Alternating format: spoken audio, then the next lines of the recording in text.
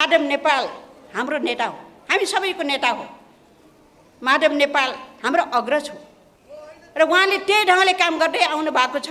माधव नेपाल घरमा आगो लगाएर खरानी दसेर त्रिपुण्डम भएर तीर्थयात्रामा हिँडेका मान्छेलाई म केही भन्दैन। उनी त घरमा आगो लगाएर खरानी दसेर हिँडेका मान्छे केही भन्दैन। तर माधव नेपालले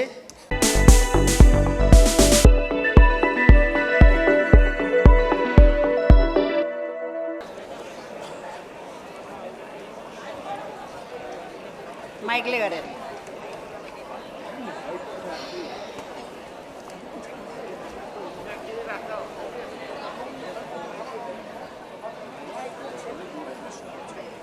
नेपाल कम्युनिस्ट पार्टी एमालेको आयोजना काठमाडौँ जिल्लाको आयोजनामा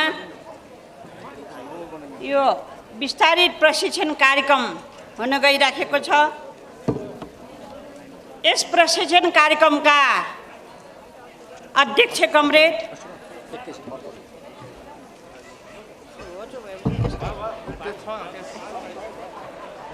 भयो होचो भएपछि गाह्रै हुने रहेछ।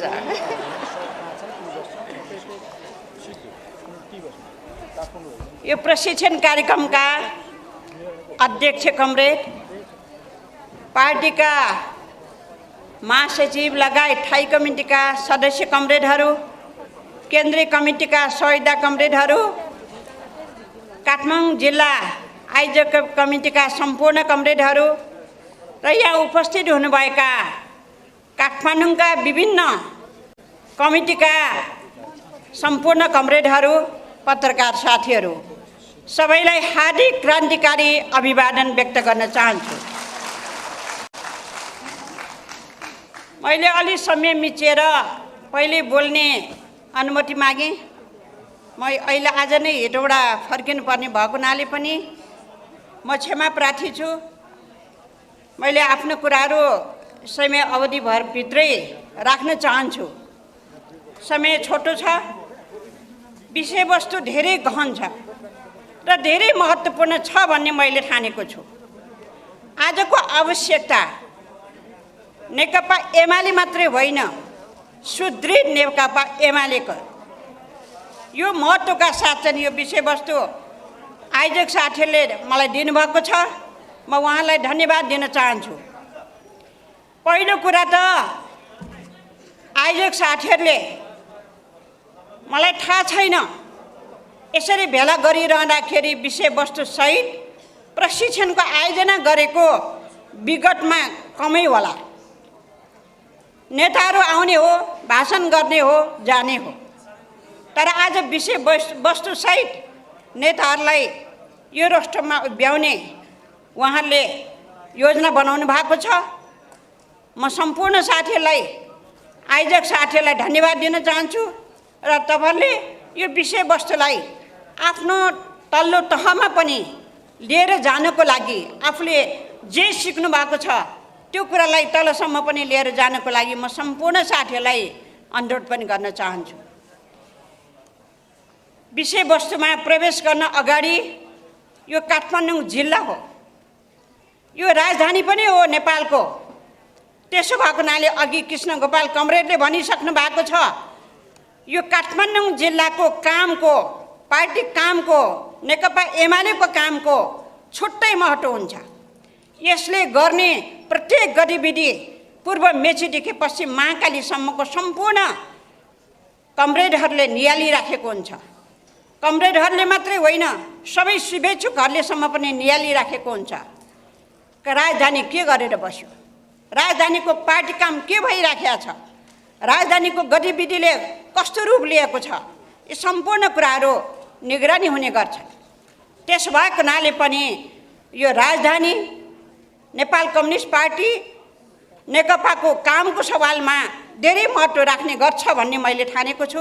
त्यसो भएको हुनाले कमरेडहरूले यो राजधानीको कामलाई नेकपा एमाले मात्रै होइन, अब बलियो नेकपा एमाले, विचारयुक्त नेकपा एमाले कसरी बनाउने होला भनेर योजनाबद्ध ढङ्गले काम गर्न हुनेछ भन्ने मैले पूर्ण विश्वास गरेको छु।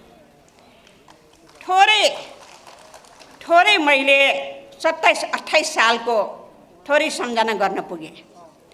27-28 सालै हो झापा आन्दोलनबाट काठमाडौँ जिल्ला पनि प्रभावित भएको।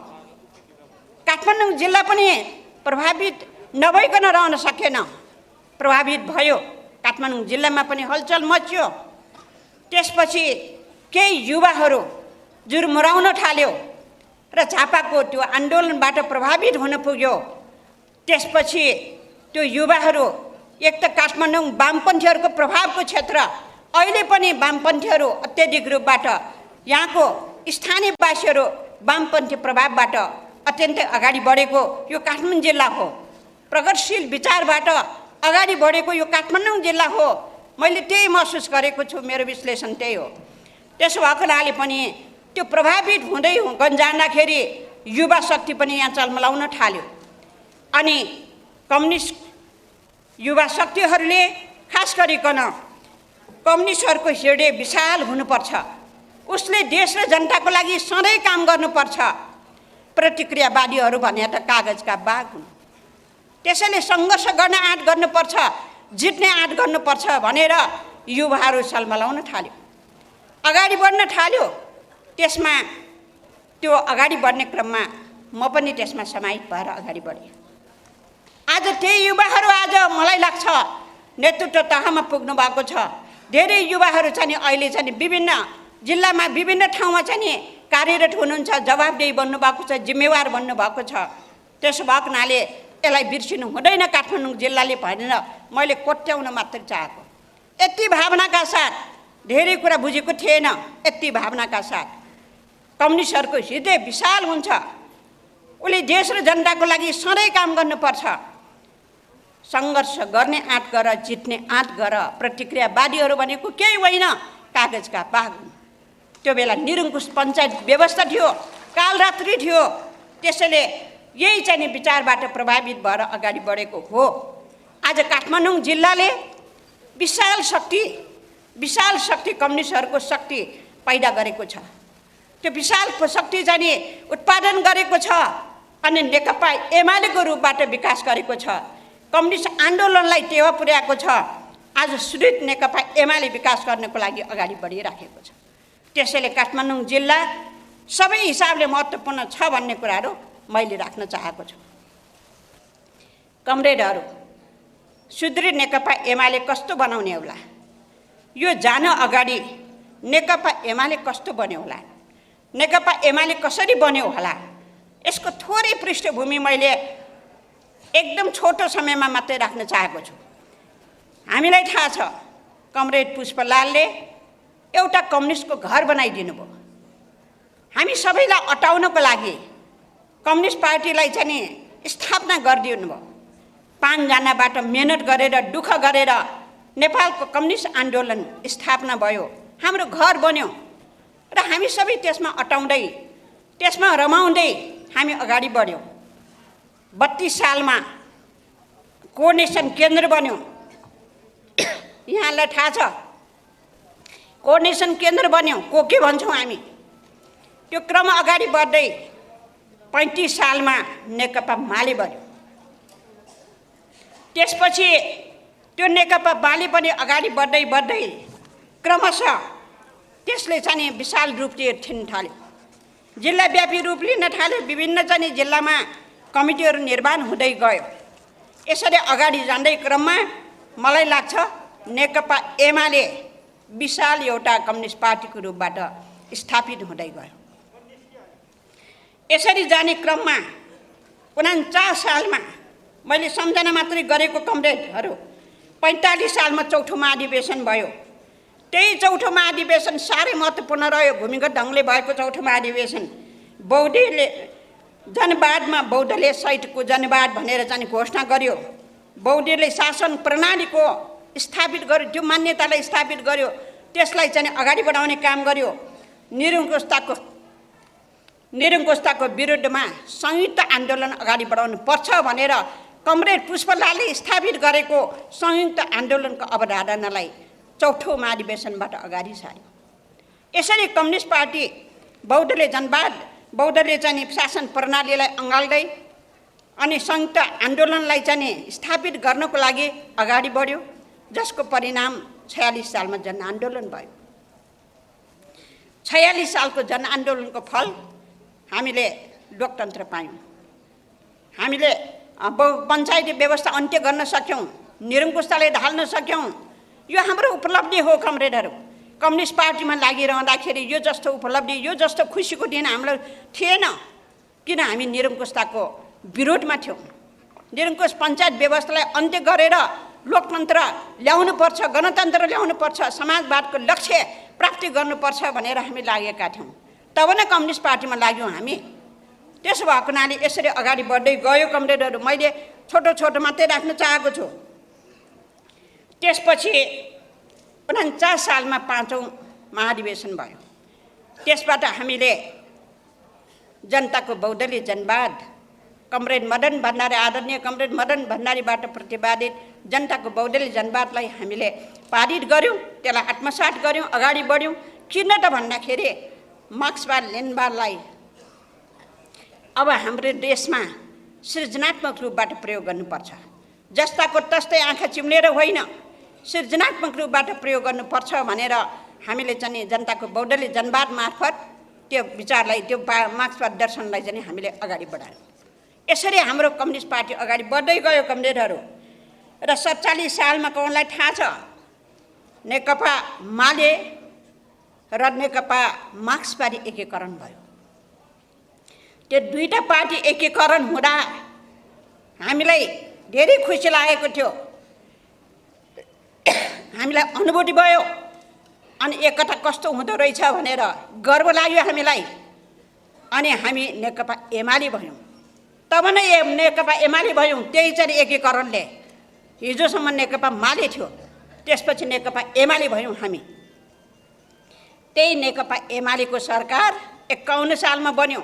अल्पमतको सरकार भए पनि कमरेड मनमोहन अधिकारीको नेतृत्वमा प्रधानमन्त्रीत्वमा सरकार बन्यो, अल्पमतको सरकार। तर आज त्यही अल्पमतको सरकारले नेकपा एमालेलाई स्थापित गर्यो, जनताको मन छुने काम गर्यो। आफ्नो गाउँ आफै बनाउदेखि लिएर धेरै कामहरू हामीले अगाडि बढायौँ। मैले भन्न खोजेको यो इतिहासलाई बिर्सिनु हुँदैन, यो इतिहासलाई हामीले बिर्सिनु हुँदैन मैले भन्न खोजेको त्यो। अनि पार्टी नफुटेको इतिहास पनि छैन। यही क्रममा पार्टी पनि फुट्यो 54 सालमा। त्यसो भएको हुनाले हामीसँग फुटको इतिहास पनि छ, झुटको इतिहास पनि छ।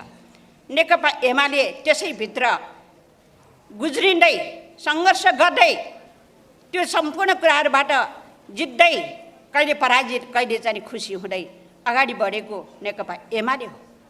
आज विशाल भएको छ। मैले भन्ने गरेको छु, महासागर बनेको छ नेकपा एमाले। महासागर बनेको छ, विशाल भएको छ। यसले सङ्गठनात्मक रूप चाहिँ देशभित्र मात्र होइन, देश बाहिर पनि यसले विशाल रूप लिँदै अगाडि बढेको छ। यस्तो क्रममा खास गरिकन अब एकता 75 जेठ 3 गते एकता भयो। त्यो हामीलाई बहुत खुसी लागेको दिन थियो, गर्व दिनको थियो। किन भन्दाखेरि कम्युनिस्ट आन्दोलनमा लागिरहँदाखेरि हामीले चाहेको सानो कम्युनिस्ट आन्दोलन होइन, सानो कम्युनिस्ट पार्टी होइन, हामी विशाल कम्युनिस्ट पार्टी, विशाल मूलधारको रूपबाट कम्युनिस्ट पार्टी स्थापित गरेर यो मुलुकको नेतृत्व गर्ने, समाजवाद स्थापित गर्ने, यो मुलुकको परिवर्तन सिङ्गो रूपबाट परिवर्तन गर्ने भनेर हामी अगाडि बढेका थियौँ। यो सामान्य कुरा थिएन। त्यसो भएको हुनाले हामीले चाहिँ नि 75 जेठ 3 गते नेकपा एमाले र नेकपा माओवादी केन्द्रसँग एकता भयो। त्यो दिन मलाई लाग्छ तपाईँ हामी सबै खुसी थियौँ, अत्यन्तै गर्व गरिराखेका थियौँ। अचानक भयो, छक्क पनि पर्यौँ।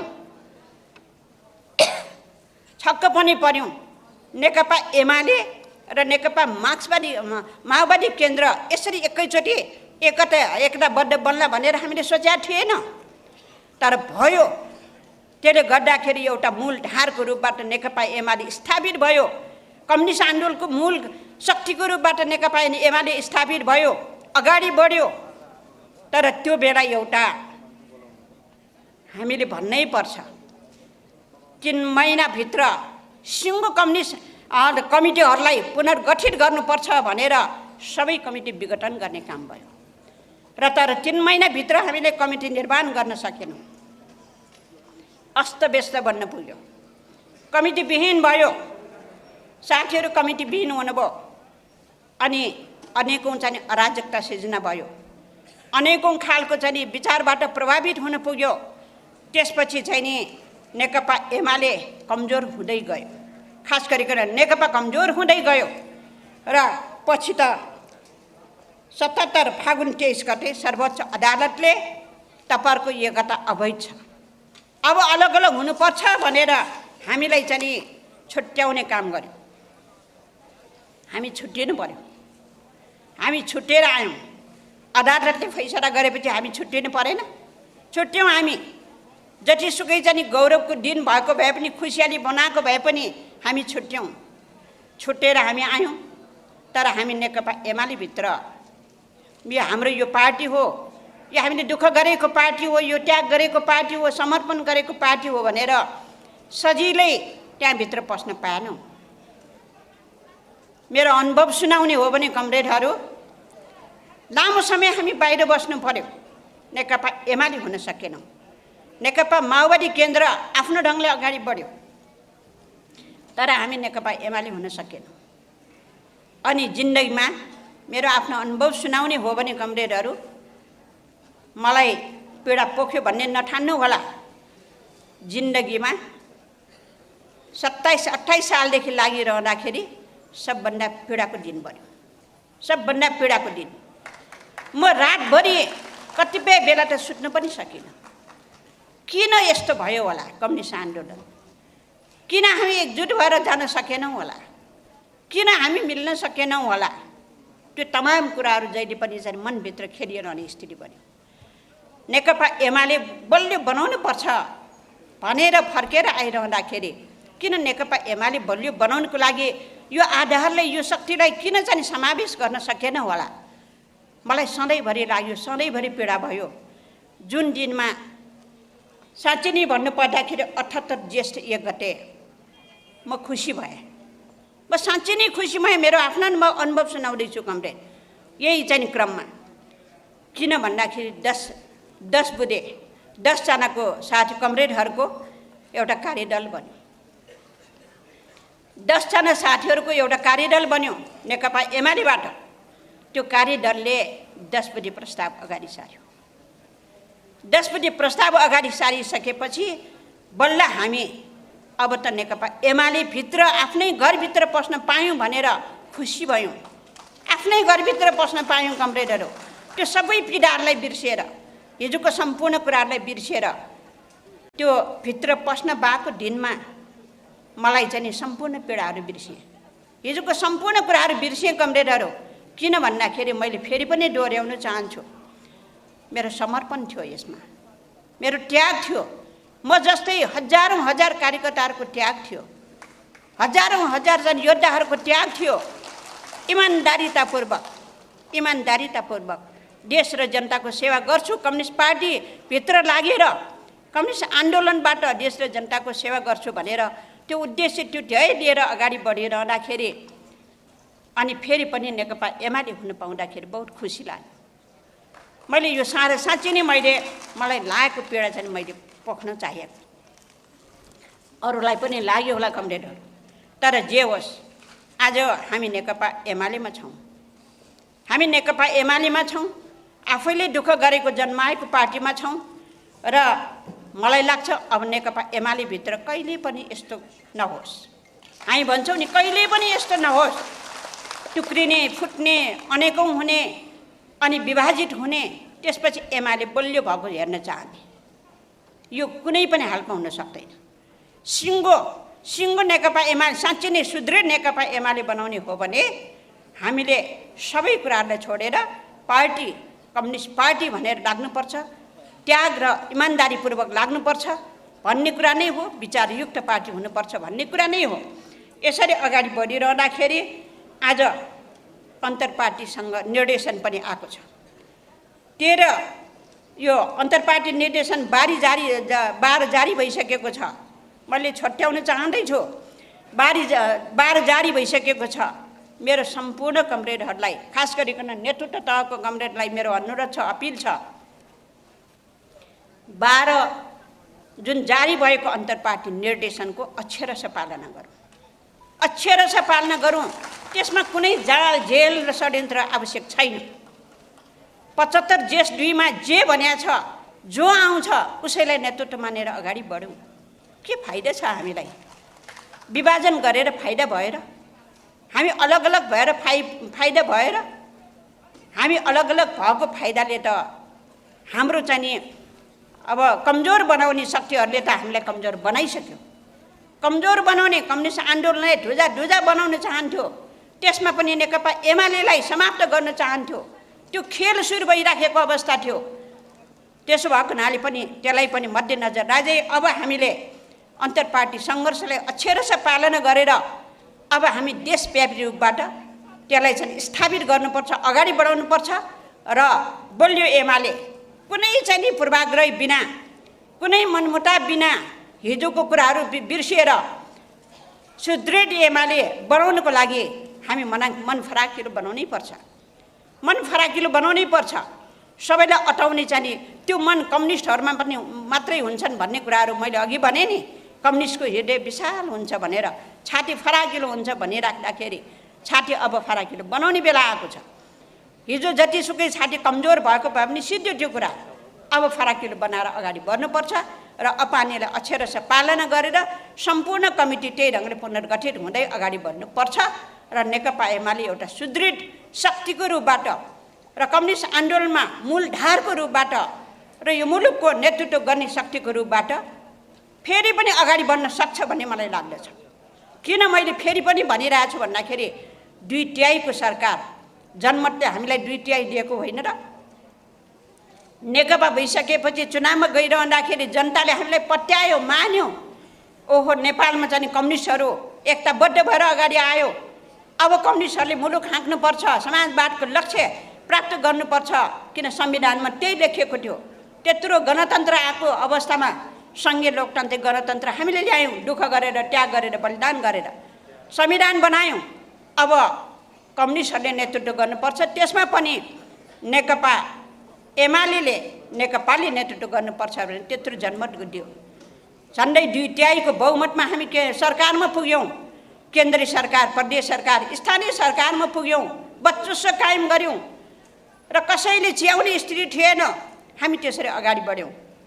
तर कमरेडहरू लामो समय टिक्नै सकेन, लामो समय टिक्नै सकेन। मैले अघि पनि भने नि, कम्युनिस्ट आन्दोलनलाई, त्यसमा पनि नेकपालाई कम्युनिस्ट आन्दोलन अगाडि बढेको हेर्न नचाहनेहरूले, नेकपालाई चाहिँ ढुजा बनाउन चाहनेहरूले सत्ताबाट कसरी गिराउने, कुन ढङ्गले गिराउने भनेर अनेकौँ खेलहरू सुरु भयो र त्यो खेलको शिकार कम्युनिस्ट आन्दोलनभित्रकै चाहिँ नि नेतृत्वदायीको तहभित्रबाट भयो। त्यसो भएको हुनाले मैले भन्न खोजेको यो समस्या छ। यही समस्याबाट आज हामी चाहिँ गुज्रिँदैछौँ अहिलेसम्म पनि, यही समस्याबाट। त्यसैले पार्टी कमजोर हुन दिनु हुँदैन। एमाले बलियो हुनुपर्छ, सुदृढ हुनुपर्छ भनिरहँदाखेरि नेतृत्वको बिचको चाहिँ एकता पनि सुदृढ हुनुपर्छ, बलियो हुनुपर्छ, फराकिलो हुनुपर्छ भन्ने कुरा मेरो प्रष्ट कुराहरू हो। यसरी चाहिँ हामी अगाडि बढिराखेका छौँ कमरेडहरू। अब मैले यसबाट के पाठ सिकेँ त? यही क्रमबाट सुदृढ एमाले बनाइरहँदाखेरि, बनाउनुपर्छ भनेर अगाडि बढिरहँदाखेरि हामीले कहिले चाहिँ उतार, कहिले चढाव, कहिले चाहिँ फुट, कहिले एकता हुँदै हुँदै अगाडि बढिरहँदाखेरि धेरै कहिले नोक्सान, कहिले सफलता यो हासिल गरिरहँदाखेरि हामीले अब के पाठ सिक्ने? अबको साँच्चै नै नेकपा एमाले सुदृढ र बलियो बनाउनको लागि, एकताबद्ध बनाउनको लागि हामी कसरी अगाडि बढ्ने? यो साह्रै महत्त्वपूर्ण कुरा छ भन्ने चाहिँ मैले ठानेको छु। त्यसको लागि मैले 2-4टा कुरा चाहिँ यहाँ पाठ, हामीले सिक्नुपर्ने पाठ भनेर मैले राखेको छु। पहिलो कुरा त हामी विचारबाट साह्रै विचलित भयौँ। कहिले राजनीतिक वैचारिक प्रशिक्षण भएको मलाई थाहा भएन। 9 महाधिवेशन भयो। 9 महाधिवेशनमा सबभन्दा खराब सुखी नेपाली र खुसी नेपाली, समृद्धि नेपाल भनेर हामीले पारित गऱ्यौँ। त्यसलाई चाहिँ हामीले आत्मसात गऱ्यौँ। तर कमरेडहरू त्यहीबाट चाहिँ 2टा प्यानल बनायौँ। 2टा प्यानल निर्वाचन महाधिवेशनमा 2टा प्यानल बनाएर लड्यौँ, एउटा हार्ने एउटा जित्ने स्वाभाविक हो। हार्यौँ र जित्यौँ, त्यसैबाट गुटबन्दी सुरु भयो, त्यसैबाट पार्टीभित्र अनेकौँ अन्तर्विरोध सुरु भयो, त्यसैबाट पार्टीभित्र चाहिँ अनेकौँ चाहिँ द्वन्द्वहरू सिर्जना भयो र कहिले पनि सगोल एमाले भनेर अगाडि बढ्न सकेन। यो दुर्भाग्य हाम्रो लागि। त्यसैले मैले पहिलो पाठ चाहिँ हामीले अब हामीले कहिले पनि प्यानलगत चुनाव चाहिँ अब नेकपा एमाले गर्नु हुँदैन भन्ने मेरो प्रष्ट मान्यता। एकताबद्ध भएर जाने हो भने हामी कहिले पनि प्यानलगत चुनाव नगर्ने हो भने हामी सुदृढ एमाले बनाउन सक्छौँ। आफ्नो क्षमता अनुसार, आफ्नो योग्यता अनुसार, कामको मूल्याङ्कन अनुसार त्यसरी स्थापित गर्ने हो भने हामी सुदृढ एमाले बनाउन सक्छौँ भनेर मेरो पहिलो धारणा हो। दोस्रो, मैले अघि भने विचार प्रशस्त हामीसँग चाहिँ नीति सिद्धान्त विचार छ, मार्क्सवाद लेनिनवाद हाम्रो जीवन दर्शन छ, तर हामीले कहिले पनि वैचारिक कामहरू राम्रो गर्न सकेनौँ। खास गरिकन 9औं महाधिवेशनपछि मैले कुरा राख्दैछु, कहिले पनि हामीले व्यवस्थित खालको चाहिँ त्योभन्दा अगाडि थियो व्यवस्थित खालको प्रशिक्षण आयोजना गर्न सकेनौँ। जब प्रशिक्षणको अभाव भयो, जब विचारको छलफल अभाव भयो, जब चाहिँ राजनीतिक वैचारिक रूपबाट हामीले चाहिँ जसरी चाहिँ दिनुपर्ने त्यो निर्देशन अभाव भयो, कमिटी अराजकतिर गयो। कमिटीमा समस्या सिर्जना हुँदै गयो। मैले भने नि त्यसपछि विचार सुन्ने भएपछि जन्माउने केटा भन्दाखेरि गुटबन्दी नै हो। हामी गुटबन्दीको शिकार भयौँ। जसले गरेको भए पनि गुटबन्दीको शिकार हुँदै गयो। त्यसो भएको हुनाले यसले सुदृढ एमाले होइन, कमजोर एमाले बनायो। मेरो प्रष्ट मान्यता यही हो। त्यसो भएको हुनाले विगतको कमजोरीहरूलाई अब हामीले लुकाएर हुँदैन, कमरेडहरू धाङछोप गरेर हुँदैन, अब सिद्धिहाल्यो भनेर छोपेर चाहिँ राखौँ भन्ने कुरा हुँदैन। त्यसको अत्यन्तै चाहिँ त्यसको समीक्षा हुनुपर्छ भन्छु म। समीक्षा बिना हामीले चाहिँ ठिक र बेठिक नछुट्याइकन अगाडि बढ्न थाल्यो भने हामी फेरि पनि कमजोरमा हामी चाहिँ अप्ठ्यारोमा पर्न सक्छौँ। त्यसो भएको लागि निर्मम समीक्षा बनाएका छौँ। समीक्षा मात्रै होइन, निर्मम समीक्षा गर्नै पर्छ। त्यो आँट नेतृत्व तहले गर्नै पर्छ। साँच्चै नै चाहिँ देशको आमूल परिवर्तन गर्ने हो भने, गणतन्त्रको भावनालाई चाहिँ हामीले आत्मसात गर्ने हो भने, समाजवादको लक्ष्य प्राप्त गर्ने हो भने, सिङ्गो चाहिँ सामन्ती व्यवस्थालाई चाहिँ अन्त्य गरिसकेर सामन्ती अवशेषहरूलाई अन्त्य गर्दै सिङ्गो चाहिँ रूपान्तरित गरेर अगाडि बढ्ने हो भने हामीले चाहिँ अत्यन्तै निर्मम समीक्षा गर्नै पर्छ। के भयो हिजो, किन यस्तो भयो, यो नगरिकन अगाडि बढ्यौँ भने फेरि पनि हामी चाहिँ अप्ठ्यारोमा पर्न सक्छौँ भन्ने चाहिँ मेरो चाहिँ दावा। त्यस भएको हुनाले यो ढङ्गले अलिकति सोचौँ भन्ने कुराहरू हो। अब जनमतको कदरै गर्नै सकेन। मेरो एकदम सबभन्दा दुःख लाग्दो कुरा, यत्रो जनताले हामीलाई विश्वास गर्यो, केन्द्रीय सरकार, प्रदेश सरकार, स्थानीय तहमा चाहिँ हामीलाई यत्रो चाहिँ सत्तामा पुर्यायो, जनमतले कदर गर्यो, माया गर्यो नेकपा एमालेलाई, तर चाहिँ हामीले खोइ त जनमतलाई कदर गरेको। जनताले के भन्छ, फेरि पनि चुनावमा जानुपर्छ, हामी फुट्नु हुँदैन, हामी एक ढिका बन्नुपर्छ भनेर हामीले चाहिँ मनमा चाहिँ राख्न सकेन। जनतालाई पछि जे पर्छ भन्ने ढङ्गले हामीले सोच्यौँ।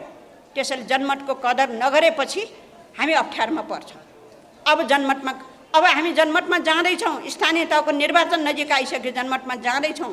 हामी जनमतलाई के भन्छौँ हामीले यो हामीले सोच्नै पर्छ, आत्मालोचना हुनै पर्छ। जनमतलाई ढाँटेर हुँदैन, छलछाम गरेर हुँदैन, इमान्दारीपूर्वक चाहिँ जनमत अगाडि चाहिँ उभिन सक्नुपर्छ। तब मात्रै हामीले सुदृढ एमाले चाहिँ बलियो एमाले बनाउन सक्छौँ। जनताको त्यही ढङ्गले फेरि पनि माया पाउन सक्छौँ भन्ने चाहिँ मलाई प्रष्ट लागेको छ कमरेडहरू। अब अन्तिममा भन्नुपर्दाखेरि हामी रूपान्तरित हुने कि नहुने, नेता मात्रै होइन कार्यकर्ता मात्रै होइन, नेताहरू पनि तलदेखि माथिसम्म, माथिदेखि तलसम्म हामी रूपान्तरित हुने कि नहुने, हाम्रो विचार रूपान्तरित हुने कि नहुने, हाम्रो सोचहरू रूपान्तरित हुने कि नहुने, हाम्रो व्यवहारहरू रूपान्तरित हुने कि नहुने, त्यही सामन्ती अवशेषहरूबाट हामीले बोल्ने, त्यही सामन्ती ढङढङ्गीबाट व्यवहार गर्ने, त्यही सामन्ती अवशेषबाट हामीले सोचहरू विकास गरेर काम गर्ने हो भने साँच्चै नै कम्युनिस्ट पार्टी भन्न लायक हुँदैन, साँच्चै नै सुदृढ नेकपा एमाले भनेर नेतृत्व गर्ने स्थितिमा चाहिँ हामीलाई गाह्रो हुन्छ भन्छु म। त्यसो भएको हुनाले अन्तिम मेरो कुरा भनेको चाहिँ नि कम्तीमा पनि नेता कार्यकर्ता हामी सिङ्गो नेकपा एमाले हामी सुदृढ चाहिँ नि र सिङ्गो पङ्क्तिलाई रूपान्तरित गर्ने हो। सबभन्दा पहिले आफू सच्याउँ, हाम्रो विचारमा सच्याउँ, हाम्रो शैलीमा सच्याउँ, हाम्रो व्यवहारमा सच्याउँ। किन भन्दाखेरि हामी गाली गलौजको राजनीति गर्छौँ, गाली गलौजको राजनीति गर्छौँ। त्यसपछि अनि त्यसलाई चाहिँ ढाँट्ने कसरी छलछाम गर्ने? गाली त गरिसक्यो, अब फेरि त्यसलाई छोप्ने कसरी? हाम्रो मन न हो, मान्छेको मन न हो, अनेकौँ पिर मर्का त परिहाल्छ। त्यसैले अर्कोलाई चाहिँ हाम्रो संस्कार त्यस्तै छ। त्यसो भएको हुनाले यो रूपान्तरित मन अब हामीले आफूलाई रूपान्तरित गर्नै पर्छ, सच्याउनै पर्छ र अगाडि बढ्नै पर्छ भन्ने चाहिँ मलाई लाग्छ। अब त्यसको लागि अब विधान अधिवेशन आइसकेको छ। 15, 16, 17 गते विधान अधिवेशन छ। महाधिवेशनको तिथिमिति तोकिसकेको छ। अब साँच्चै नै सुदृढ एमाले, बलियो एमाले र कम्युनिस्ट आन्दोलनको मैले भनिरहेको छु, नेपालको कम्युनिस्ट आन्दोलनको मूलधार नेकपा एमाले नै हो। जनजनमा मनमनमा चाहिँ जनताको बिचमा स्थापित भएको नेकपा एमाले हो।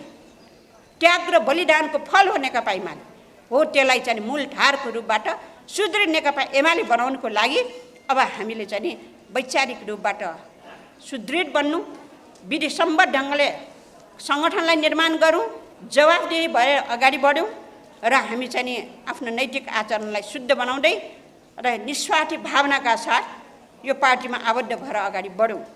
यति भयो भने धेरै कुराहरू सचिन्छ, धेरै कुराहरू मिलेर जान्छ भन्ने लाग्छ। अन्तमा म एउटा कुरा राख्न चाहन्छु, कमरेड माधव नेपालले लिएको बाटो सही छैन। मेरो एकदम प्रश्न छ, म यो किन भनिरहेछु भन्दाखेरि यति बेला फुटको राजनीति होइन, जुटको राजनीति आवश्यकता छ। एकजुटको राजनीति आवश्यकता छ। सुदृढ एमालेको राजनीति आवश्यकता छ। माधव नेपाल हाम्रो नेता हो, हामी सबैको नेता हो। माधव नेपाल हाम्रो अग्रज हो र उहाँले त्यही ढङ्गले काम गर्दै आउनु भएको छ। आज आफूले त्याग गरेको, दुःख गरेको, समर्पण गरेको, सम्पूर्ण शक्ति आफ्नो जीवन दिएको पार्टीलाई चटक्क त्यागेर नयाँ पार्टी गठन गरेर अनि जनमत सिर्जना गर्छु, आन्दोलन सिर्जना गर्छु भनेर भनेको कुरा यो सही कुरा हुन सक्दैन। त्यसो भएको हुनाले पनि म अनुरोध गर्न चाहन्छु उहाँलाई, आफूले दुःख गरेको पार्टी, आफूले त्याग गरेको पार्टी, आफूले जन्माएको पार्टी, हामी सबै ईश्वर कमरेड यही हुनुहुन्छ, सबै नेताहरू यसरी लागेको पार्टीमा फेरि पनि एकचोटि चाहिँ समीक्षा गर्नुहोस्, मनमनमा समीक्षा गर्नुहोस्, फर्केर आउनुहोस् र एमालेलाई सुदृढ एमाले बनाउनको लागि तपाईँको भूमिका आवश्यकता छ। त्यो पङ्क्तिलाई अल्मलाएर राख्ने कुराहरू राम्रो होइन भन्ने चाहिँ मेरो प्रष्ट धारणा छ। यति भन्दै सम्पूर्ण कमरेडहरूलाई फेरि एकचोटि अभिवादन व्यक्त गर्दै हार्दिक चाहिँ यो आयोजक साथीहरूलाई हार्दिक धन्यवाद दिँदै म आफ्नो कुरा यहीँ टुङ्ग्याउन चाहन्छु। धन्यवाद।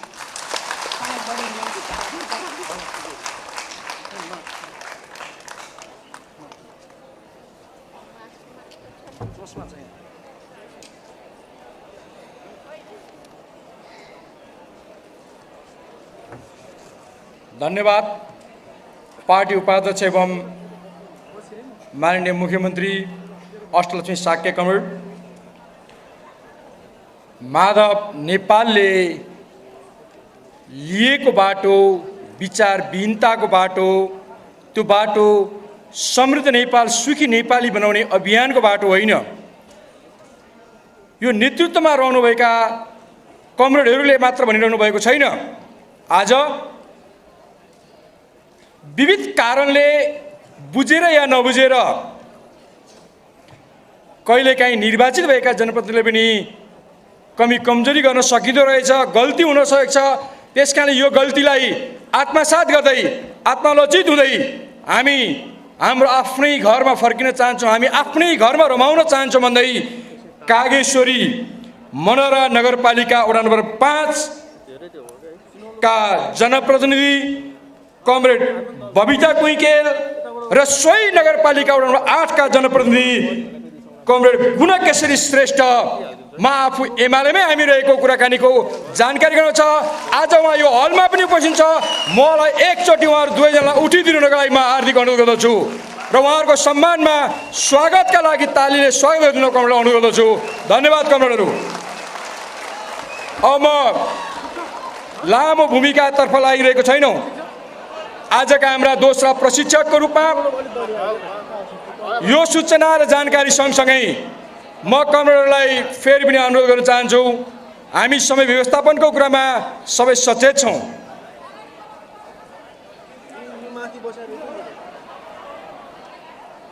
कमरेडलाई मैले फेरि पनि शान्त रहनको लागि अनुरोध गरेँ। पत्रकार साथीहरूले कमरेड अष्टम साके बिदा हुन चाहनुभएको छ। उहाँ हेटौडाबाट यही कार्यक्रमका लागि आउनुभएको छ। उहाँ आजै हेटौडा प्रस्थान पनि गर्दै हुनुहुन्छ। कार्यक्रम सञ्चालन भइरहँदाखेरि हाम्रा पार्टी प्रदेश कमिटीका सदस्य, काठमाडौँ महानगरपालिकाका मेयर विद्यासुन्दर साके आउनुभएको छ। नेतृत्वले बोलिरहेको सकेपछि अब मेरो कार्यक्रम सेड्युल भयो भने मैले बोल्नु सान्दर्भिक हुँदैन, त्यसकारण नेतृत्वकै कुरालाई अहिले अगाडि बढाउँ भनेर भन्नुभएको छ। म उहाँलाई धन्यवाद आयोजकबाट दिँदै आसन ग्रहणको लागि मैले अनुरोध गर्न चाहेँ। र अब एकता, विचार सहितको एकता प्रधान हो। विचारले नै हामी सबैलाई समृद्ध बनाउँछ। एकताका लागि लागेका र परिवर्तनका लागि लागेका हामी समय परिस्थिति अनुसारको मुलुक परिवर्तनका लागि, समाज परिवर्तनका लागि हिजो हामीले उठाएका विचारहरू, हिजो हामीले लिएका विचारहरू हिजोका लागि सही हुन सक्छन्, वर्तमान नहुन पनि सक्छन्। हिजो हामीले लिएका विचारहरूलाई थप परिष्कृत गर्दै अघि गर्नुपर्ने परिस्थिति पनि हुन्छ। हामी जडसूत्रवादमा विश्वास गर्दैनौँ, मार्क्सवादको सिद्धान्त प्रयोगमा हामी विश्वास गर्छौँ। पद र प्रतिष्ठा प्रमुख कुराकानी होइन, पद त प्राविधिक कुराकानी हो। नेता त विचारका लागि हुन्छ, पदका लागि हुँदैन। सांसद पद गुम्छ या गुम्दैन भन्ने आधारमा पार्टी विभाजन गर्ने खालको अदालत मार्फत स्थापित भएको सरकारबाट कानुन ल्याएर हामी यहाँ छौँ भन्ने खालको उद्घोषका लागि होइन। यो पद भोलि पनि जनताले दिन सक्छन्, कार्यकर्ताले नेतृत्वमा स्थापित गर्न सक्छन्। कम्युनिस्ट आन्दोलन एकताबद्ध बनाउनु नै पहिलो उद्देश्य हो। यसर्थ मेरो लागि मन्त्री या सांसद महत्त्वपूर्ण कहानी होइन, पार्टीमा म कहाँ रहेँ या रहेन यो महत्त्वपूर्ण कुराकानी होइन।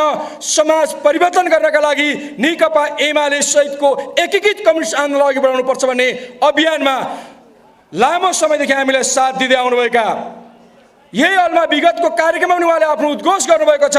आज पुनः एकचोटि हामीले उहाँलाई आजको सन्दर्भमा कम्युनिस्ट आन्दोलनको मूल प्रवाह नेकपा एमाले भन्ने विषयमा आफ्ना विचारहरूले हामीलाई प्रशिक्षित गरिदिन हामीले अनुरोध गरेका थियौँ। उहाँले यो कुरोमा हामीलाई प्रशिक्षित गर्नको लागि समय प्रदान गर्नुभएको छ। उहाँ आउनुभएको छ। म उहाँलाई यो मञ्चमा आफ्ना विषयहरू प्रस्तुत गरिदिनको लागि अनुरोध गर्छु। कमरेड रामबहादुर थापा बादल, उहाँ पार्टी स्थायी कमिटी सदस्यका सँगसँगै काठमाडौँ बागमती प्रदेश पार्टीको इन्चार्ज पनि हुनुहुन्छ।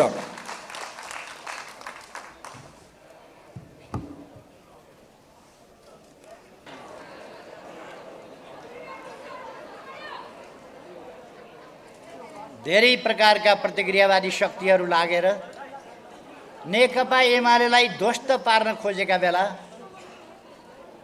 जुर्मुराएर उठेर पार्टी जोगाउने तपाईँ कमरेडहरूलाई हार्दिक अभिवादन भन्न चाहन्छु।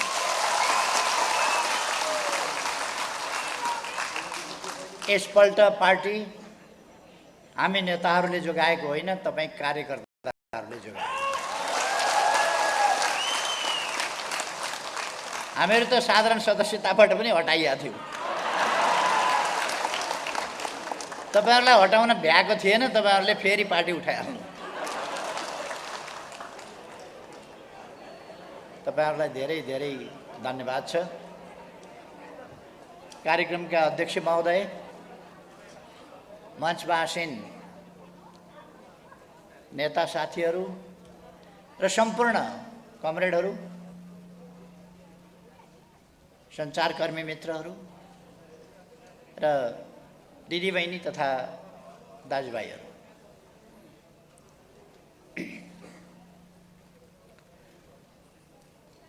मलाई आजको समसामयिक परिस्थिति र आगामी कार्यदिशाको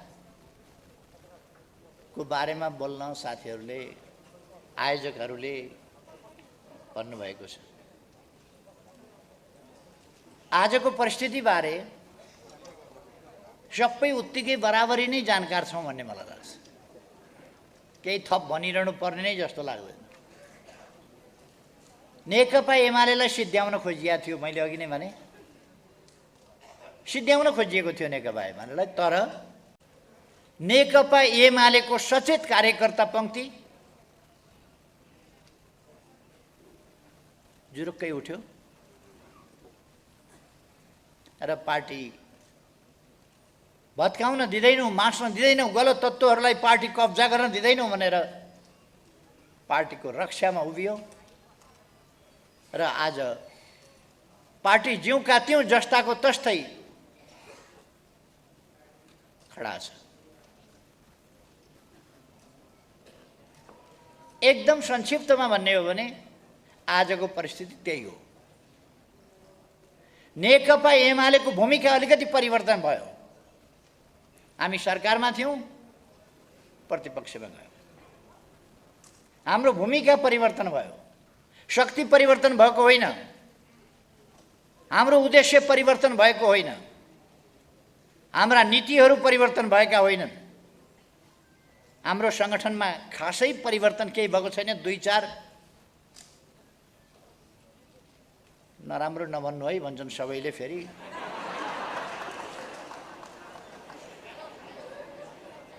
सडेका तत्त्वहरू, बिग्रेका तत्त्वहरू पार्टीबाट गए भन्दा गाली गरे जस्तो हुन्छ। बिग्रिन खोजेका भनौँ क्या हो, बाहिरबाट गए। भयो त्यति।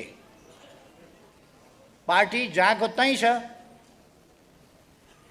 हिजो हामीले लामो समयदेखि सङ्घर्ष गरेर आयौँ, बलिदान दिएर आयौँ, दुःख कष्ट गरेर आयौँ, पार्टी निर्माण गरेर आयौँ र नेपालमा कम्युनिस्ट आन्दोलनलाई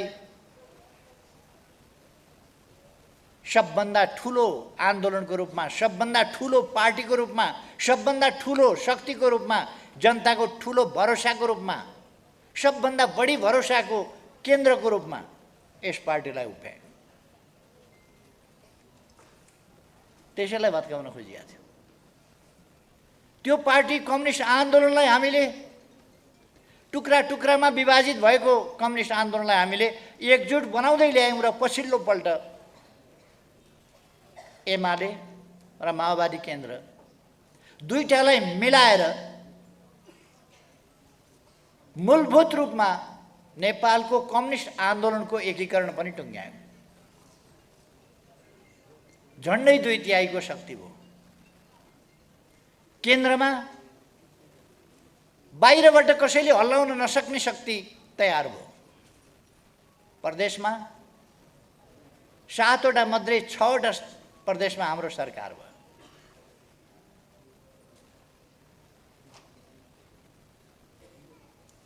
स्थानीय तहमा 2/3 भन्दा बढी ठाउँहरू हाम्रा कब्जामा भए। केहीलाई ईर्ष्या भावले पोल्यो, केहीलाई कुण्ठाले पोल्यो, केहीलाई अहङ्कारले पोल्यो, केहीलाई व्यक्तिगत स्वार्थ र महत्त्वाकांक्षाले पोल्यो।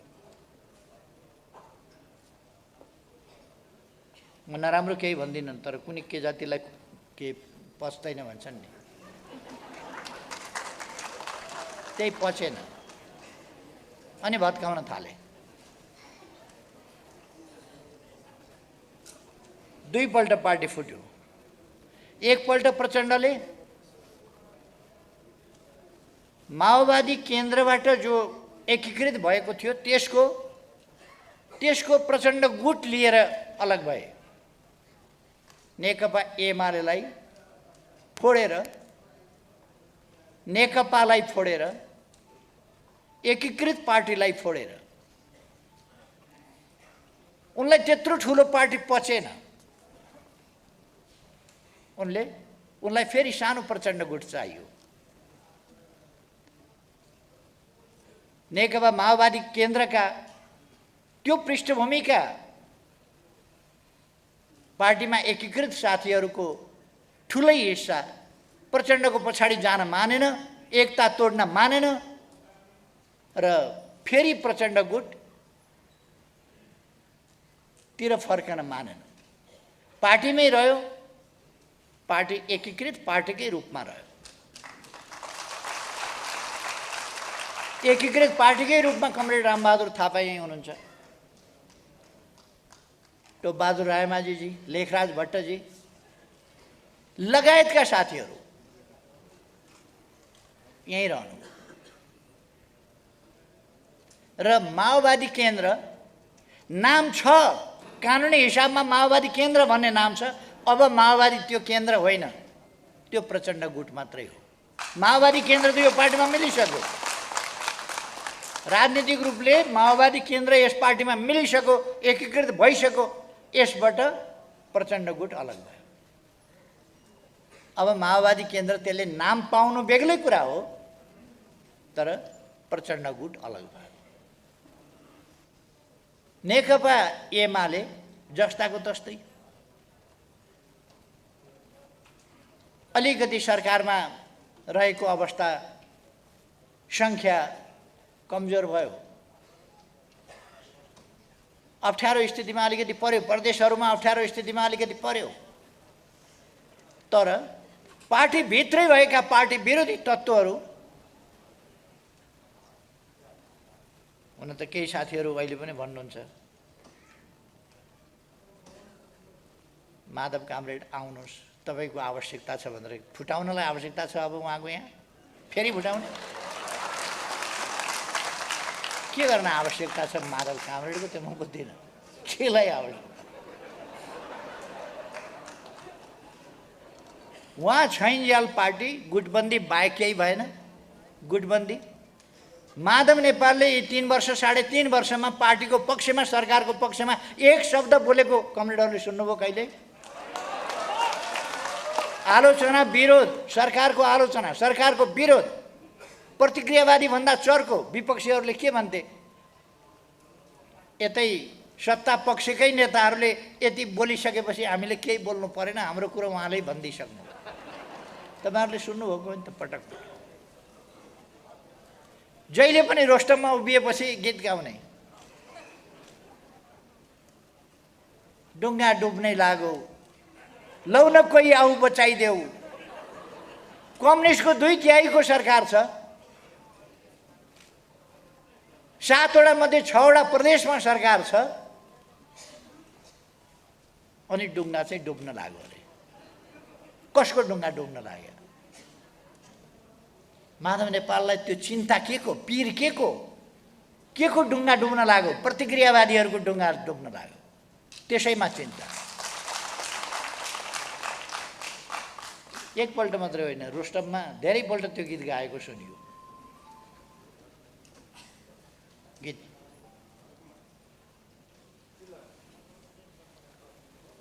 लामो समय सँगै काम गरेपछि अलिक माया ममता हुन्छ क्या, त्यसकारण अलिअलि लोभ लाग्छ साथीभाइको। त्यो लोभ छोडिदिनुपर्छ। अब काम छैन त्यसको लोभ।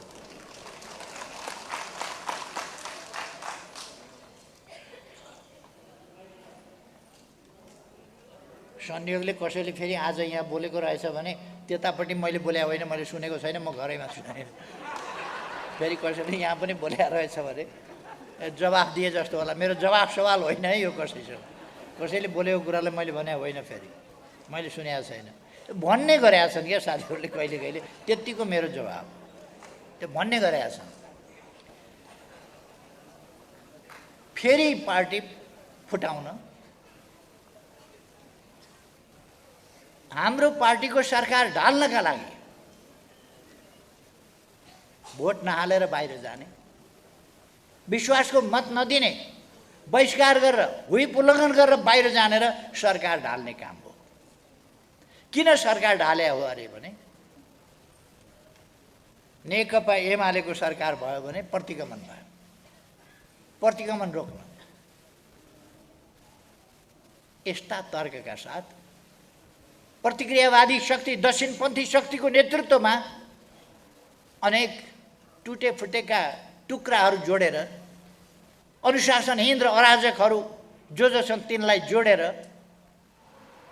अलोकतान्त्रिक विधिबाट जन्मिएका, प्रकट भएका, फुटबाट पैदा भएका त्यस्ता तत्त्वहरू जोडेर अध्यादेशबाट सरकार बनायो भने लोकतान्त्रिक हुन्छ अरे।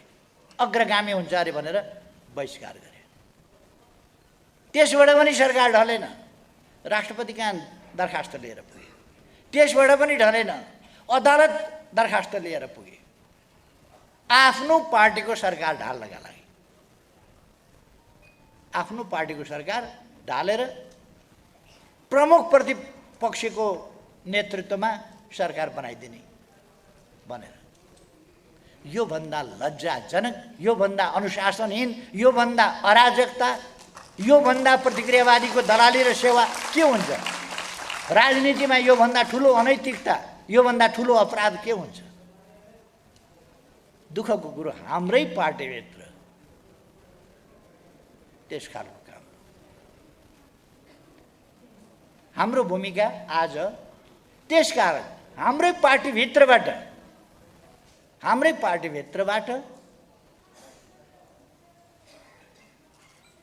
नराम्रो शब्दमा नभनौँ, माधव नेपालजीले नेतृत्व गरेर नेकपा एमालेका विरुद्ध हमला गरेर यो स्थिति ल्याएको। आज देशमा निकम्म सरकार जुन छ, एउटा विकासको लहर ल्याएर त्यो विकासको गति हाँकिरहेको सरकार, त्यसलाई ढाल्ने काम माधव नेपालजीको नेतृत्वमा त्यो प्रतिक्रियावादी काम भयो। तर जबसम्म हामीसँग पार्टी छ, सब कुछ छ, सब थोक छ, सरकार भएर केही हुँदैन पार्टी छैन भने। सरकार भए सरकार जान्छ, अर्थ भए अर्थ जान्छ, पार्टी छैन भने। तर हामीसँग जस्ताको तस्तै र अझ मजबुत पार्टी छ, अझ उत्साहका साथ तपाईँहरू अगाडि बढ्नुभएको छ, अझ एकताबद्ध भएर तपाईँहरू अगाडि बढ्नुभएको छ, हाम्रा अभिभारा पुरा गर्छौँ भन्ने सङ्कल्पका साथ तपाईँहरू अगाडि बढ्नुभएको छ। त्यसकारण हामीसँग सब कुछ छ, यस्ता सरकार हामी फेरि बनाउँछौँ। हामीले जनताबाट हारेको होइन, अदालतमा मुद्दा, यो त परमादेशबाट आएको सरकार न हो। परमादेशबाट जनताका बीचमा जाँदा जनादेश के हुन्छ तपाईँ हामीले देखाउनु पर्नेछ। म काठमाडौँ राजधानी जिल्लाका कमरेडहरूलाई आग्रह गर्न चाहन्छु, तपाईँहरूले सदा झैँ नै र त्योभन्दा माथि, त्योभन्दा सुदृढ, त्योभन्दा प्रभावकारी गतिशीलता, त्योभन्दा प्रभावकारी एकता देखाउनु पर्छ र पहिलेको भन्दा ठुलो सफलता अब हासिल गर्नु। पहिलेको भन्दा ठुलो सफलता हामीले हासिल गर्नुपर्छ। कतिलाई लाग्या होला, अस्ति लागेको थियो, अब त लाग्न पनि छोड्यो भनेको सुन्न थाल्नुभयो होला नि तपाईँहरू। के हो 2 वर्षपछि त म एक्लै हुन्छु कि क्या हो भनेर सुन्न थाल्नुभयो होला नि। होइन, अब त हामीलाई त ओडा जित्न पनि गाह्रो छ कि क्या हो सुन्न थाल्नुभयो होला नि। यो पार्टी अब काम लाग्दैन, अब विघटन गरिदिए हुन्छ भनेको पनि सुन्न थाल्नुभयो होला नि। हाम्रा साथीहरूले अरू सबै कुरा बिर्सिए, 49 जना मन्त्री हुन मात्रै खोज्छन्। म त हैरान परेँ भनेर टाउको समातिको पनि देख्नुभयो होला नि। त्यसकारण मान्छेहरूको मनोबल टुटिसकेको छ, अब टुटिसकेको छ। म माधव नेपाललाई भन्दिनँ, माधव नेपालले अल्मल्याएका, ब्रह्मा पारेका, झुक्क्याएका मान्छेहरू फर्किनुहोस् पार्टीमा, कार्यकर्ता फर्किनुहोस्, झुक्किएका साथीहरू फर्किनुहोस्। माधव नेपाल घरमा आगो लगाएर, खरानी धसेर, त्रिपुण्डम भएर तीर्थयात्रामा हिँडेका मान्छेलाई म केही भन्दिनँ। अन्त घरमा आगो लगाएर खरानी धसेर हिँडेका मान्छे केही भन्दैन। तर माधव नेपालले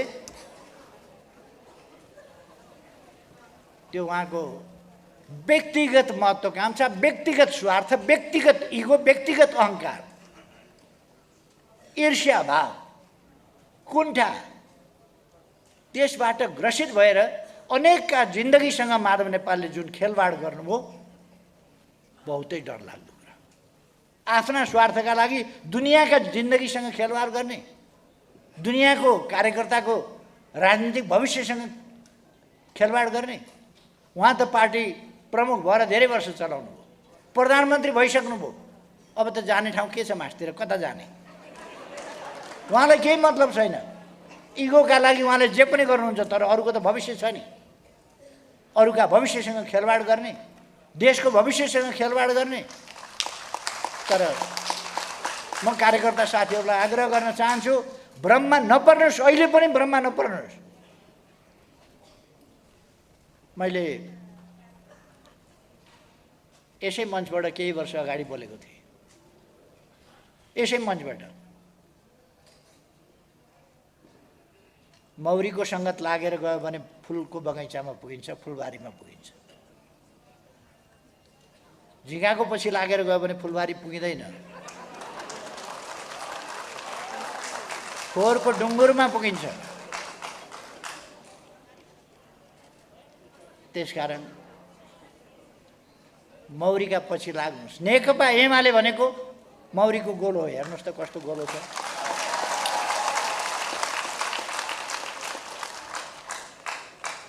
मौरी यस्तो हो जहाँबाट पनि जे टिपेर ल्याउँछ उसले एकदम निरोगी पवित्र मह बनाउँछ। मौरीले, झिँगाले कहिले मह बनाउँछ? पार्छ मह, रोग फैलाउने मात्रै हो। त्यसकारण रोग फैलाउने कुराका पछाडि लाग्नु हुँदैन। म साथीहरूलाई भ्रममा नपर्न, नअल्मलिन। हामी समृद्ध नेपाल, सुखी नेपाली बनाउने महान उद्देश्यमा, महान अभिभारातर्फ अगाडि बढिराखेका छौँ। त्यो कुरा छोडेर ससाना कुरामा अल्झिने, ससाना कुरामा अल्मल्याउने, कसले आएर कानमा झुटा कुरा बोल्यो त्यही झुटा कुरा पत्याएर हिँड्ने, यो खालको गल्ती गर्न हुँदैन। त्यसकारण म भन्न चाहन्छु, भ्रममा परेकालाई फर्क्यौ।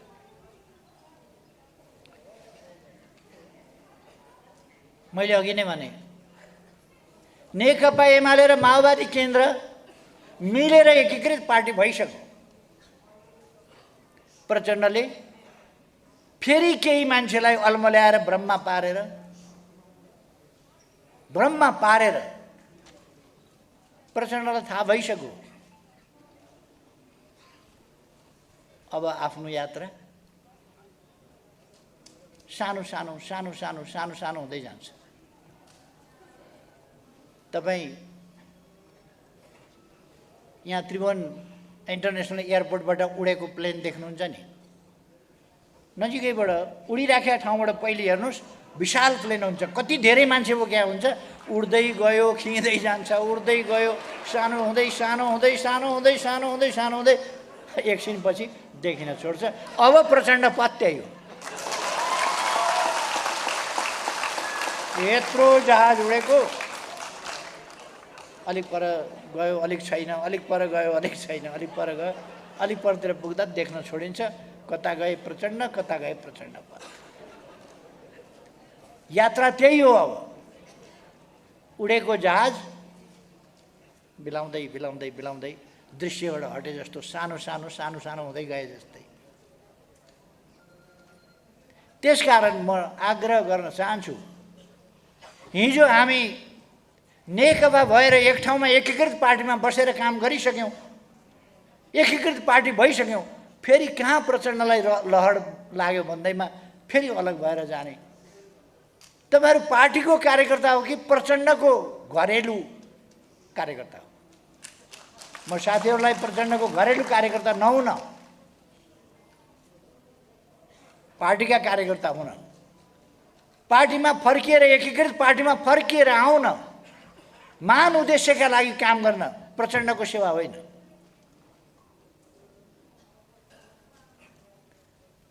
मान्छेले कमसेकम के दिन्छ भनेर पनि हेर्नुपर्ने।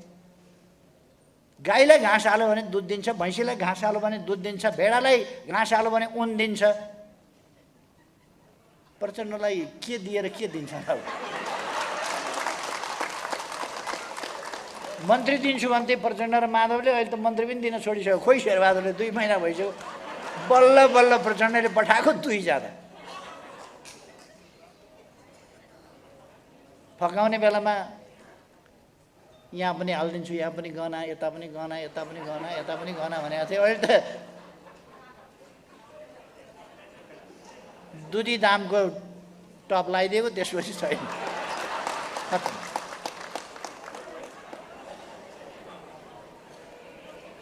त्यसकारण माओवादी केन्द्र नाममा प्रचण्डका साथमा जो साथीहरू हुनुहुन्छ, म उहाँहरूलाई पार्टीमा फर्कन आग्रह गर्न चाहन्छु। यो एकीकृत पार्टी हो, यो एकीकृत पार्टी हो। यस पार्टीमा फर्कनुहोस्। व्यक्तिका पछि होइन, आन्दोलनका पछि लागौँ, सिद्धान्तका पछि लागौँ, विचारका पछि लागौँ, गन्तव्यका पछि लागौँ, उद्देश्यका पछि लागौँ, महान कामका पछि लागौँ। सपार्ने बनाउने सकारात्मक अग्रगामी कामका पछि लागौँ।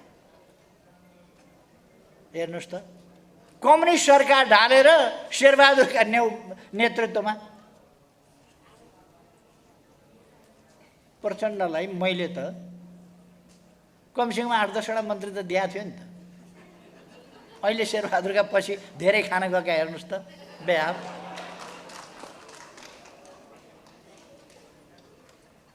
फेरि पाइन्छ कि खाउँला कि, पाइन्छ कि खाउँला कि भनेर पछि कुद्नेहरू फेरि किन कुद्या हुन् 2-4 जना। म साथीहरूलाई आग्रह गर्न चाहन्छु, कुनै भ्रम नराख्नुहोस्। समृद्ध नेपाल, सुखी नेपाली, त्यो राष्ट्रिय आकांक्षा पुरा गर्ने अभियान जिउँदो छ। नेकपा एमाले आज चोइटिएका छन्। नेकपा एमाले हटेको छ, प्रतिपक्षमा गएको छ। तर हाम्रा उद्देश्य परिवर्तन भएका छैनन्, हाम्रा उद्देश्य चोइटिएका छैनन्, हाम्रा उद्देश्य कमजोर भएका छैनन्, हाम्रो पार्टी पनि कमजोर भएको छैन। माधव नेपालसँग 2-4 जना गए होला, माधव नेपालसँग 2-4 जना गए होला पुराना मान्छे। अहिले नयाँ मान्छे कति हो, कति नेकपा एमालेमा नयाँ सामेल भएका। पुरानै नेताहरूको कुरा गर्ने हो भने एकीकरणबाट आएका नेताहरू सबै त हामीसँगै हुनुहुन्छ। माओवादी केन्द्रका पनि हिजोका साथीहरू देशव्यापी रूपमा देशभरि हामीसँग हुनुहुन्छ। अनि प्रचण्डजीले देखाउने 2-4 जना मान्छे हो। देखाउने को हुनुहुँदो रहेछ भन्दाखेरि 1-2 जना मन्त्री बनाउनु भयो, तिनी रहेछन्। अरू 1-2 जना होला देखाउने मान्छे। तसर्थ म सबैलाई आग्रह गर्न चाहन्छु, यस पार्टीमा एकजुट भएर राष्ट्रलाई गरिबीबाट मुक्त राष्ट्र, पछौटेपनबाट, अशिक्षाबाट, बेरोजगारीबाट मुक्त, गरिबीबाट मुक्त, बेरोजगारीबाट मुक्त एउटा आधुनिक विकसित राष्ट्र बनाऊ। त्यो अभियानमा लागौँ, त्यतातर्फको यात्रामा लागौँ। बेसरी झगडा गर्ने, फुटाउने यो विध्वंस यिनीहरूले नमचाएसम्म मैले सार्वजनिक ढङ्गले कुनै आलोचनामा बोलिनँ। उनीहरूले सार्वजनिक ढङ्गले तथानाम भने, अनेक गरे, अनेक बोले, अनेक भने, मैले कुनै जवाफ नदिकन काम गरिरहेँ। जब उनीहरू पार्टी फुटाउने, तमासा गर्ने यी कामहरूमा लागे, पार्टी फुटाउनेमा लागेपछि कब्जा गर्ने, तोडफोड गरेर पार्टी केही बाँकी रह्यो भने चढाउने धन्दामा लागे, त्यसपछि मैले भन्न पर्यो, बगिनी चुपचाप बसिरहन सक्छ माथि खतरा छैन भने। आफ्नो डमरुमाथि खतरा पर्यो भने बगिनीले झप्पु हान्छ। मैले पनि त्यति बेला झप्पु चलाउनु पर्ने हुन्छ जब पार्टीमाथि खतरा हुन्छ। म साथीहरूलाई आत्मविश्वासका साथ अगाडि बढ्न आग्रह गर्न चाहन्छु। विजयको यात्रामा अब हामीले प्राप्त गर्ने झन् ठुलो सफलता, झन् ठुलो विजय हो। अब हामीले हिँड्ने यात्रा विजयको यात्रा हो। यस विजय यात्रामा अझ ठुलो सफलताका साथ अगाडि बढ्न साथीहरूलाई आग्रह गर्न चाहन्छु। हाम्रो पार्टी एकजुट हुनुपर्दछ, विचारमा केन्द्रित। हामीसँग जनताको बहुदलीय जनवाद छ, त्यसले हामीलाई मार्गदर्शन गर्छ। हामी विचारहीन होइनौँ, हामी विचारबाट निर्देशित छौँ। हाम्रो समाजका समस्या हामीले पहिचान गरेका छौँ। ती समस्याको समाधान कसरी हुन्छ हामीले देखेका छौँ, हामीले बुझेका छौँ।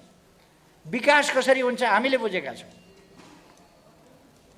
अब यो सरकार त सामान्य लोकतन्त्रका मूल्य मान्यता, अहिलेसम्मका विश्वका मूल्य मान्यता, हेर्नुहोस् त अब बजेटविहीन अवस्थामा देश छ।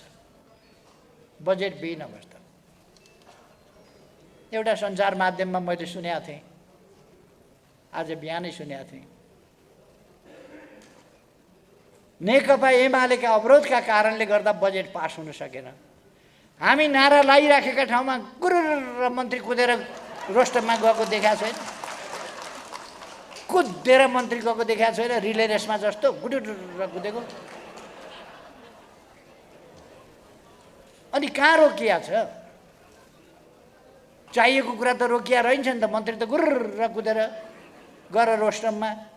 सभामुखले यो राख भन्ने उसले राखेँ भन्ने, अर्को यो राख भन्ने त्यो राखेँ भन्ने, त्यो तमासा देखिया होइन। अनि बजेट चाहिँ किन नगरे? अर्थ गर्न मिल्ने बजेट किन नमिल्ने? भूमि आयोग विघटन गर्यो, चाहिएको थियो भने किन विघटन गरे? चाहिएको थिएन भने अहिले फेरि यो त खालि आफ्ना मान्छेलाई जागिर खुवाउने मात्रै रहेछ। हामीले त आफ्नो अर्काको होइन, सुकुम्बासी हेरेका थियौँ, भूमिहीन हेरेका थियौँ। यो सरकार त आफ्ना कार्यकर्ताहरू। दसैँ खर्च 10,000 बाँड्नलाई कार्यक्रम ल्याएको छ। न्यूनतम साझा कार्यक्रम 5 लाखलाई दसैँ खर्च गरिबलाई दिने अरे। को गरिब? उनीहरू कहाँ जो जान्छ र म गरिब छु भन्छ, त्यही गरिब। दसैँ खर्च चाहियो दाइ भन्न जाने गरिब। धनी त माग्न आएन होला नि त, पक्कै गरिबै हो। हाम्रो कार्यकर्ता गरिबै रहेछ, त्यही भएर माग्न आयो भन्दै दिँदै त्यही गर्ने होला। कुनै मापदण्ड छ? केही छ? 5 लाख मान्छेलाई 10,000 बाँड्ने अरे। गरिबी हट्छ? 10,000 मान्छे 5 लाखलाई एकपल्ट, 5 लाख मान्छेलाई 10,000 रुपियाँ बाँडेर गरिबी हट्छ? रोजगारी सिर्जना हुन्छ? रोजगारी सिर्जना गर्ने कार्यक्रम छैन। गरिबी निवारणका कार्यक्रम छैन। रोजगारी सिर्जना गर्ने कार्यक्रमहरू छैन। उद्योगहरू स्थापना गर्ने कार्यक्रम छैन। कृषिको आधुनिकीकरणका केही कार्यक्रम छैन। कस्तो मन पोलेको होला यिनीहरूको। धराएर बनाएको देखेको घन्टाघर भत्काउँछु भनेर। अस्ति सुन्नुभयो होला तपाईँहरूले, घन्टाघर भत्काउने अरे। छँदैछ घन्टाघर। हतार के भयो? पहिले भत्किएका बिग्रिएका चाहिँ बनाऊ न, त्यो चाहिँ बनाउने कुरा छैन। भत्काउन चाहिँ हतार। किन भत्काउने अरे भने चिटिक्क परेको धरारा बनाएर देखाउने अरे। यिनीहरूले के घन्टाघर, यिनीहरूले घन्टाघर बनाउँछन् भन्ने तपाईँहरूलाई विश्वास छ? यिनीहरूले घन्टाघर बनाउँदैनन्। तपाईँहरू नोट गरेर राख्नुभयो भने चाहिँ यिनीहरूले घन्टाघर बनाउँदैनन्। बेसरी गऱ्यो भने भत्काउन सक्छ। यिनीहरूले भत्काउने हो, बनाउन सक्दैन। चुनौती दिएर भन्छु म, घन्टाघर बन्दैन, बनाउन सक्दैनन्। बनाउन नसक्नेले नभत्काऊ। यिनीहरूले भत्काएर छोड्दिन्छन्। तर चिन्ता गर्नु पर्दैन। भत्काइहाल्यो भने अब 14 महिनापछि चुनाव हुन्छ। चुनावमा हालत के हुन्छ थाहा छ?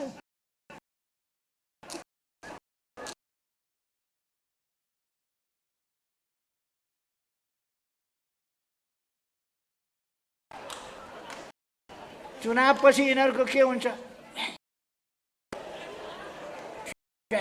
स्वा मात्रै गर्छन् यिनीहरू, होक्का गर्नु सक्छ। त्यसपछि मैले अस्ति नै भनेको छु, अप्ठ्यारो स्थितिमा मैले घोषणा गरेको थिएँ, नेकपा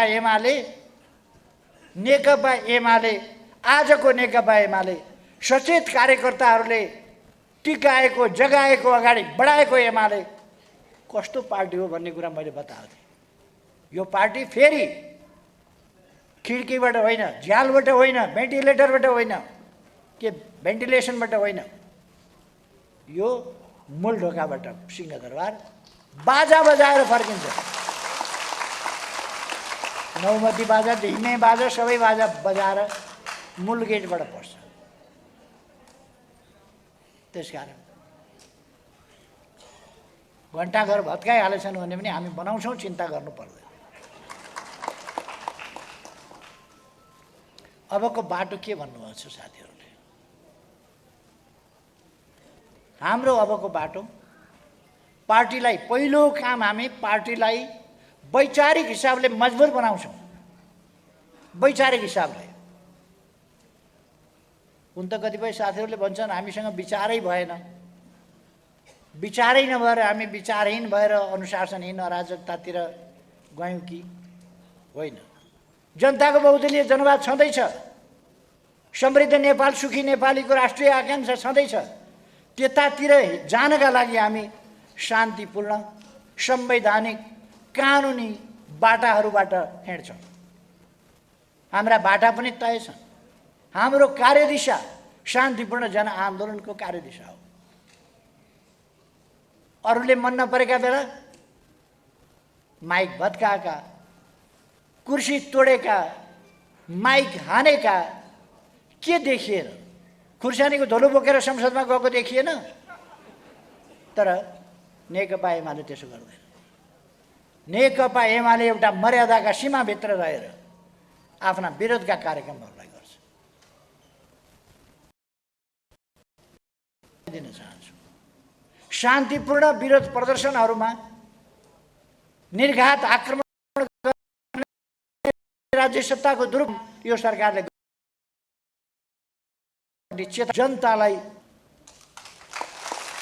जनतालाई नजिस्क्याऊ, जनतालाई उत्तेजित नबनाऊ। शान्तिपूर्ण ढङ्गले शान्तिपूर्ण आन्दोलनका सीमाभित्र रहन चाहन्छ जनता, त्यो जनतालाई उत्तेजित नबनाऊ। प्रतिवादमा उत्रिनु पर्ने अवस्था, त्यो बाध्यकारी स्थितिमा जनतालाई नपुर्याऊ। म सरकारलाई चेतावनी दिन चाहन्छु। हामी पनि सरकारमा थियौँ। 3 वर्ष लाठी चल्न नपर्ने, 3 वर्ष शान्तिपूर्ण जुलुसमा कुनै दमन गर्न नपर्ने, गिरफ्तार गर्न नपर्ने, मुद्दा लगाउन नपर्ने, अहिले यो टुक्रा टाक्री जोडेको सरकार बन्ने बित्तिकै यसले दमन गर्नुपर्ने, शान्तिपूर्ण ढङ्गले बोल्न नदिने, राष्ट्रियताको सवालमा बोल्न नपाउने, के हो सरकार सोध्न नपाइने, अनि दमन गर्ने। लोकतन्त्रका बारेमा सोध्न पाइँदैन, राष्ट्रियताको बारेमा सोध्न पाइँदैन, सरकारले स्पष्ट पार्नु पर्दैन, राष्ट्रिय अडान लिनु पर्दैन। त्यसकारण यी कुराहरूमा सरकार सचेत रहोस् भन्ने म सरकारलाई चेतावनी दिन चाहन्छु, सम्झाउन चाहन्छु सरकारलाई। आफू सरकारमा हुने बित्तिकै जे गरे पनि लोकतन्त्र हुन्छ भन्ने होइन। लोकतन्त्र भनेको एउटा प्रणाली हो, एउटा प्रक्रिया हो, अभ्यास हो, आचरण हो, व्यवहार हो। र सरकारले, लोकतन्त्र भनेको सरकारले अपनाउने व्यवहार हो मूलतः। त्यस कारण सरकारले लोकतान्त्रिक अभ्यास गर्नुपर्छ।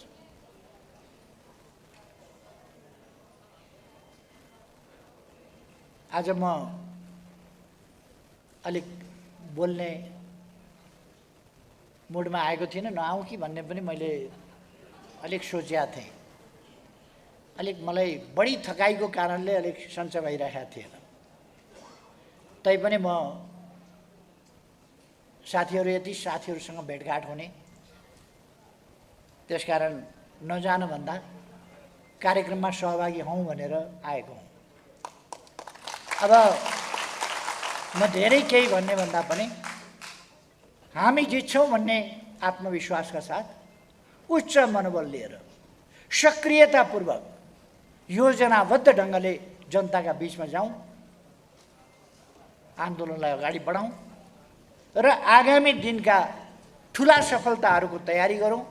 विजय यात्रामा सक्रियतापूर्वक अगाडि बढौँ, यही आग्रह गर्न चाहन्छु। आयोजक साथीहरूलाई धेरै धेरै धन्यवाद। के खाजा तयार छ के भन्नु? लामो बोल्दा त खाजा सेलाउने पनि भयो नि, त्यस कारण अब लामो नबोलौँ। मैले पनि बोली सिद्ध्याएँ, कार्यक्रम पनि सिद्धियो। धन्यवाद।